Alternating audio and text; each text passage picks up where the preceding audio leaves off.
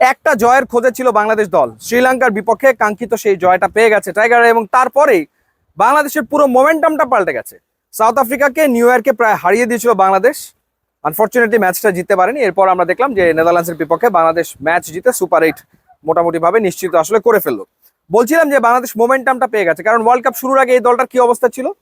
দলটা যুক্তরাষ্ট্রের বিপক্ষে 2-1 ব্যবধানে সিরিজ হেরেছিল, ওয়ার্ম আপ ম্যাচে ভারতের বিপক্ষে খুব বাজেভাবে আসলে হেরেছিল।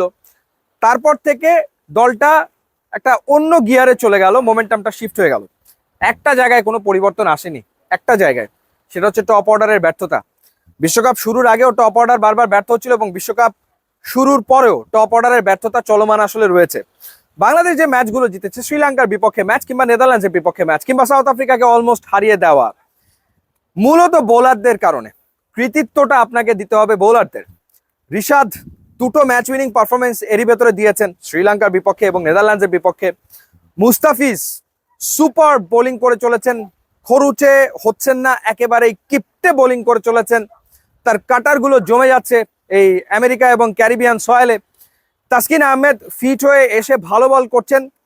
তানজিম সাকিব তিনি চমৎকার বল করছেন। মাহমুদুল্লাহ রিয়াদ ব্রেক থ্রুটা এনে দিচ্ছেন। শুধুমাত্র সাকিব আল হাসান এখন পর্যন্ত সেভাবে বোলিংয়ে পারফর্ম করেনি, ব্যাটে পুষিয়ে দিয়েছেন নেদারল্যান্ডসের বিপক্ষে। যে আলোচনাটায় ছিলাম যে টপ অর্ডারের যে ব্যর্থতা সেটা তো চলমান। সেই যে শুরু থেকে যুক্তরাষ্ট্রের বিপক্ষে 3 ম্যাচে টি20 সিরিজ, ওখান থেকে যে আমাদের টপ অর্ডার ফেল করেই যাচ্ছে, কিংবা তারও আগে থেকে ঘরের মাটি থেকে শুরু করলে জিম্বাবুয়ের বিপক্ষে সিরিজও আমরা দেখেছি টপ অর্ডার বারবার ব্যর্থ হচ্ছে, সেটা এখনো চলমান আসলে রয়েছে। বারবার ওপেনিং পেয়ার চেঞ্জ করা হচ্ছে, কখনো তানজিদ তামিম লিটন, কখনো তানজিদ তামিম শান্ত, কখনো তানজিদ তামিম সৌম্য সরকার, নানা রকম কম্বিনেশন ট্রাই করা হচ্ছে টপ অর্ডারে।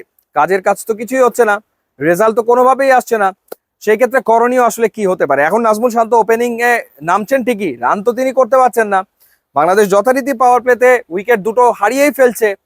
তো সেই ক্ষেত্রে এই জায়গাটাতে আসলে আর করার কিছু আছে কিনা টিম ম্যানেজমেন্টের? বারবার একটা ব্যাপার বলছিলাম যে যখন আপনার অর্থোডক্স ওয়েতে রেজাল্ট আসবে না, তখন আপনার আঙ্গুল বাঁকা করতে হবে, মানে তখন তো ডেফিনেটলি আপনাকে ভিন্ন কিছু আসলে ট্রাই করতে হবে, কিন্তু সেই ট্রাইটা এখনো টিম ম্যানেজমেন্ট আসলে করেনি, করছে না। এখন কথা হলো যে আপনি নেদারল্যান্ডসের বিপক্ষে জিতলেন কিংবা শ্রীলঙ্কার বিপক্ষে জিতলেন, এখন তো সুপার 8-এ big match against India, against Australia, against Afghanistan. তো সেই ক্ষেত্রে কি টপ অর্ডারে কোনো পরিবর্তন আসলে আসবে? মাহমুদুল্লাহ রিয়াদ খুবই ফর্মে থাকা ক্রিকেটার, তাকে কি একটু ওপরে প্রমোট করা যায় কিনা সেটা কি টিম ম্যানেজমেন্ট আসলে ভাববে? বা আসলে 1-2-3 পজিশনে কি কোনো পরিবর্তন করা যেতে পারে? একটা হতে পারে, আমরা দেখেছি শেখ মাহাদি যদি খেলে কোনো ম্যাচে, শেখ মাহাদিকে আপনি অনায়াসে টপ অর্ডারে খেলিয়ে দিতে পারেন, একটা একটা আপনি চান্স নিতেই পারেন। কিংবা আরেকজন রয়েছেন রিশাদ হোসেন, নিউজিল্যান্ডের বিপক্ষে আমার খেয়াল আছে একটা প্র্যাকটিস ম্যাচ নিউজিল্যান্ড সফরে, সেখানে রিশাদ হোসেন দারুণ ব্যাটিং করেছিলেন। শ্রীলঙ্কার বিপক্ষে আমরা দেখেছি ঘরের মাটিতে টি20-তে বেধড়ক মেরেছিলেন, সেটা তো দেখেছি আমরা। সো রিশাদকেও ট্রাই করে দেখা যেতে পারে, কারণ হচ্ছে যে রান তো আসলে হচ্ছে না। এখন শান্ত ক্যাপ্টেন টিমের, সে কারণে তিনি থাকছেন একাদশে, কিন্তু তিনি পারফর্ম করতে ব্যর্থ হচ্ছেন। সৌম্য সরকার খেলতে নামলেই দেখা যায় যে শূন্যের রেকর্ড আসলে হয়ে যাচ্ছে, কিছু করার নেই। তো তারপরে আমার মনে হয় যে ঘুরে ফিরে ওই ট্র্যাডিশনাল যে ব্যাটিং অর্ডার সেই পথে বাংলাদেশ টিম এগোবে। বাট নেপালের বিপক্ষে অন্তত একটা চান্স নিয়ে দেখা যেতে পারে, টপ অর্ডারে একটু সাফল টাফল করে অন্য কোনো প্ল্যান করা যেতেই পারে, সেক্ষেত্রে ওপরে আনা যেতেই পারে অন্য কাউকে। সেই ক্ষেত্রে বলছিলাম যে রিশাদের কথা, জাকের আলী অনিকের কথা, কিংবা শেখ মাহাদির কথা, কিংবা মাহমুদুল্লাহ রিয়াদকেও ব্যাটিং অর্ডার আর একটু প্রমোট করা যেতেই পারে।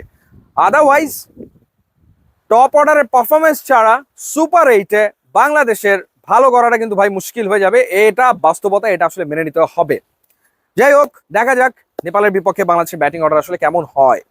জানিয়ে রাখি যে টি20 ওয়ার্ল্ড কাপ চলছে এবং এই বিশ্বকাপটা আপনি নিশ্চয়ই উপভোগ করছেন, এবং খেতে খেতে খেলা দেখার মজাই অন্যরকম। আপনার খাবারের স্বাদ বহুগুণ বাড়িয়ে দেবে রুচির সস এবং ketchup, tomato sauce, tomato ketchup, এরপর তেঁতুলের সস, রসুনের সস, লাল মরিচের সস, আপনার খাবারের স্বাদ বাড়িয়ে দেবে বহুগুণ। ইউটিউব ইনস্টাগ্রাম লিঙ্ক আছে, যোগ দিলে খুবই খুশি হবেন। Thanks for watching.